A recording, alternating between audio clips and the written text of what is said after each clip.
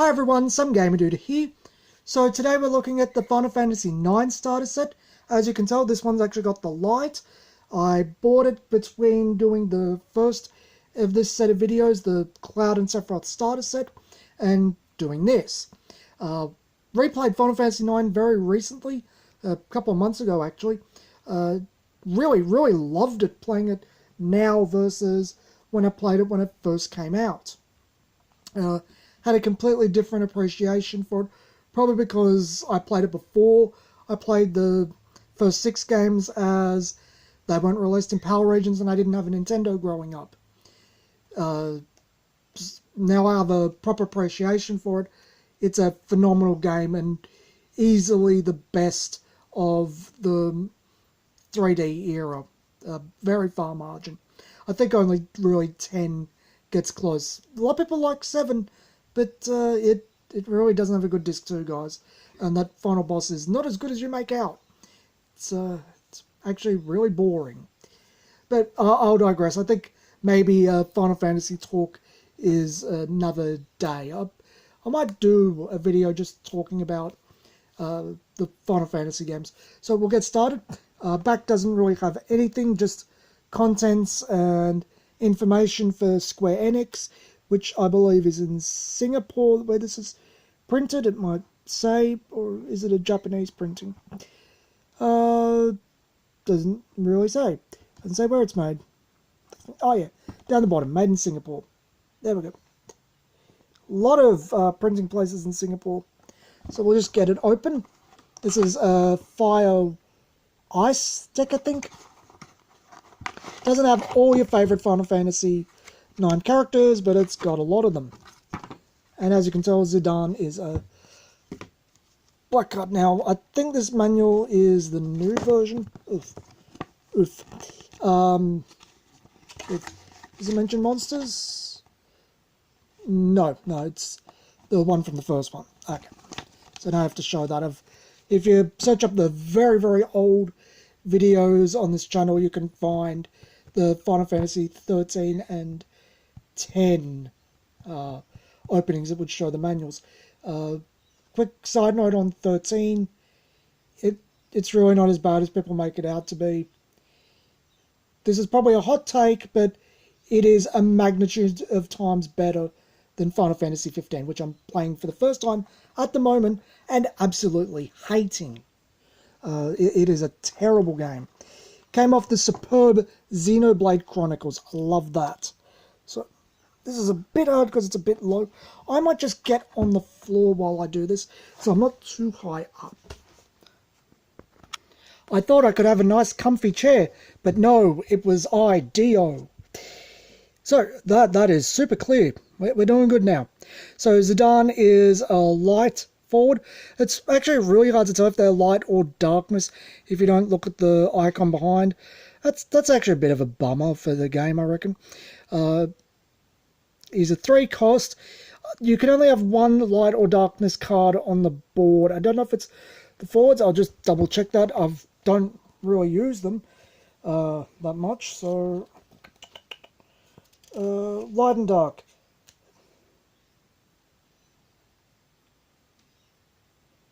Yeah, they only you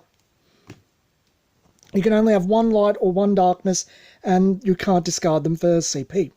So if you control Final Fantasy IX forward, the cost for playing Zidane onto the field is reduced by 1, so it becomes a 2-drop.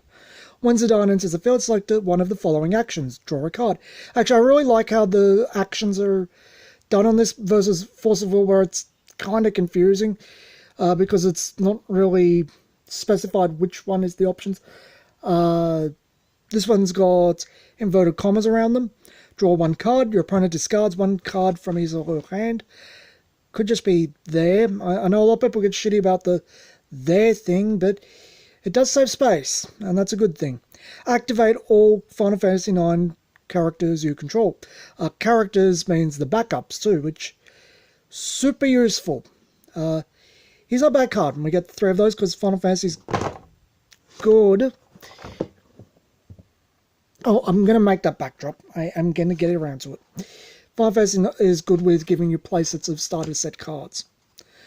I don't think any of the decks don't. Actually, I'll just put this a bit forward so I don't lean it too much. And now Vivi is out of focus. Come on, Vivi, get back in focus. There you go. So Vivi is a 2-drop fire forward. Put Vivi into the break zone, choose 1 forward, deal 5,000 damage, and then pay 2 fire. Put Vivi into the break zone, choose 1 forward, and deal 8,000 damage. That's a lot of damage. You can pick off quite a few things. Yeah. I don't think Vivi's a bad card. It's pay 2 and put Vivi into the break zone to kill something. Kills a lot. That's good. So 3 Vivis. Amaron, everyone's least favourite character from 9, the one who basically doesn't do anything and is barely in the game. And doesn't really have that much of a bearing on the plot. 5 cost 9,000 power forward. Tap it, put 1 forward into the break zone. Choose 1 forward, deal it damage equal to the power of the forward you put in the break zone. That's actually pretty good if you attack with something and then you don't need it for whatever reason. They got a big threat you want dead. I mean, it's not good at 5, but it's not terrible. I mean, there's probably better things to run that are a bit easier to use. Black Waltz is a backup with an EX burst effect for 3. When Black Waltz 2 enters the field, or if it's EX bursted, choose 1 forward opponent controls, deal 3,000 damage, and 1,000 more damage for each card in your opponent's hand. Now that goes against the Zidane thing that makes your opponent discard cards. But 3,000 plus 1,000 for each card in their hand is not an insignificant amount of damage. Chances are you're going to do a good 6,000-7,000 damage with that, which is pretty decent. How many Black Mages, Waltzes do we get? 2, because it's a, what from a set? It's a rare from set 3, so it's an uncommon. Ranger, another backup. And wow, this has hurt my arms. 2 cost fire and 1, tap it, choose 1 forward to 3 or less, deal 2,000 damage. Now, that's actually good for getting rid of things like Vivi. There's a lot of 1-drops with about that power with really scary effects. That's good for getting rid of them. How many Rangers do we get? 2. Evoker, okay. Just a 1-drop, that's pretty crap actually. I don't think those 1-drop ones are really easy to use. Samurai, this one's not bad. So when it's attacking, it's got Brave, so it's got Vigilance from Magic. So attacks, doesn't tap. Forwards can only attack once in Final Fantasy. It's not like not Dual Master. Yeah, I think Dual Masters this works. And Force of Will, this definitely works, where you can attack continuously if they keep standing up. I think Chrono Clash works like that too. No, characters can only attack once per combat round in Final Fantasy, which is a good balancing rule. I mean, it makes the game a little less strategic. It reduces the amount of things you can do from a design point, but I don't think it's the worst thing in the world, so we get 2 of those. Ifrit from Final Fantasy VIII, which is interesting choice. 2 cost fire summon, choose 1 forward, deal at 6,000 damage. Yeah, I think that's worth it. How many Ifrits do we get? 2. Sage. When it enters the field, choose 1 forward. It gains haste until end of turn. It's 2 cost. I guess. I think it's the greatest thing in the world, but I don't think those things that give haste like that, I think they're only very good if you're tapping something into it. So Warrior from Final Fantasy XIV. Never played it. 2 cost. Fire, 5,000 power. You pay fire, gains plus 1,000 power. So it has fire breathing. Okay. I kind of just prefer Samurai. Well, it's got a decent effect. Ninja. 2 cost 4,000 first strike. When Ninja is blocked, deal the blocking forward 2,000 damage.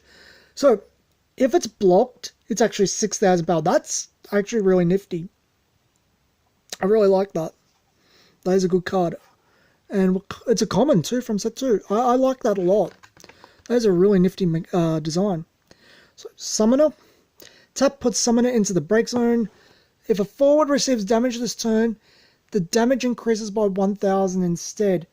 Is that really worth it versus just getting rid of a backup to deal damage.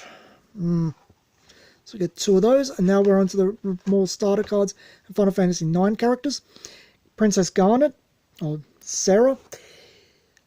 Spoilers for a game that's over 20 years old. I don't think it matters. Ice. Oh no, it's water. It's not ice. Oh, really hard to tell which one's which. Because there's 2 blues. I don't think that was the wisest choice, but they're mechanically different. So, she's a 3-cost 5,000 forward. When Garnet enters the field, you may search, and that's something I really do like in Final Fantasy. Search is a keyword. It's basically removes all the search your deck and then shuffle it from the game. It just puts it straight to search. For 1 water, summon with a cost of 2 or less and cast it without paying its cost. If you do not cast it, put the summon into the break zone. So she becomes a 3-drop that summons something from the deck. That's pretty nifty. I think that's pretty cool. It's basically like any 2 cost or less water summons, you have 6 copies in the deck. So 3 garnets. If I can get the 3rd one. There we go. Quina. What can we say about Quina? She's actually really good. She is really good in the early game if you go for all the blue spells, which you should. You should be feeding it continuously. 4 cost, 5,000 power. I actually really like how this screen cap's done. It looks full art the way it's done. For each card in your hand, Quina gains plus 1,000 power. Eat special, so discard another Quina. Choose 1 forward your opponent controls, which has been dealt damage this turn. If that forward has a special ability or action ability, break it. That's actually interesting for comboing in damage effects and then just killing things. It's interesting. Interesting card. Not saying it's a bit of effort to get rid of things, but it's an interesting card. Steiner, everyone's favourite knight. 6,000 power for 5 is a lot. EX burst, when it enters the field, you may search for 1 category 9 character, add it to your hand. If you control a category 9 character other than Steiner gains plus 1,000 power, so it becomes 2 for 1, basically. Kind of, sort of. Because it doesn't bring it to the field, it's a bit iffy. You get 3 of those. Atomic Mission. It's a backup. 2 cost, when it enters the field, place any number of cards from your hand at the bottom of your deck. In any order, draw the same amount of cards. That's actually really, really good for hand fills, because Final Fantasy doesn't have a mulligan, if I remember correctly. Well, yeah, it doesn't have a mulligan. So being able to just mulligan on your first turn and get a backup out of it, super cool. And you get 2 of those. It's because it's a common from a set. Eco. Backup, when she enters the field, you may search for 1 category 9 forward and add it to your hand. Pretty good, at least in my books. Consistency, get 2 of those. Mog from Final Fantasy 9, because the Moogle from Final Fantasy 6 is also named Mog, isn't it? Yeah. So it's a 3-cost backup when it enters the field. If you control card name Eco, draw 1 card. And then pay 2 water and 1 and tap it, put Mog into the break zone. Choose 1 forward, returns to own its hand. No thank you. Would not use that effect, too costly. I don't think that's useful at all. Evoker, just a 1-drop. Vanilla. Fairy, this must be the summon for Garnet. Choose 1 forward, activate it, draw 1 card. Activated isn't actually that bad because it means your opponent can't attack into that forward, so which is nifty. And you get to draw a card off it. Moogle, this is another one for Garnet. Draw 2 cards, discard 1 card from your hand. With Garnet, it's on basis for this as a filter. It's not pot of grade because you're using it and the card you discard as the payment, and then you get the 2 new cards. So you paid 1 and filtered 2. If you do it off Garnet, you get a +1 out of it because this is the +1. Which is pretty nifty, and you get 2 of those. I actually think it's worth having 3. And then the final card is Knight at 3 cost 7,000 vanilla. So yeah, a fair few vanillas in there that were kind of crap. There's a lot of those backups that don't really do all that much. But the Final Fantasy IX stuff is kind of underwhelming, to be honest. I think there's a few decent things in there, but not great. It's not a deck I would really recommend. Not if you don't like Final Fantasy 9 anyway. So that's all for today's, because I've got a Neo, I'm going to have to do these in segments. So this has been some Gamer Dude, and thanks for watching.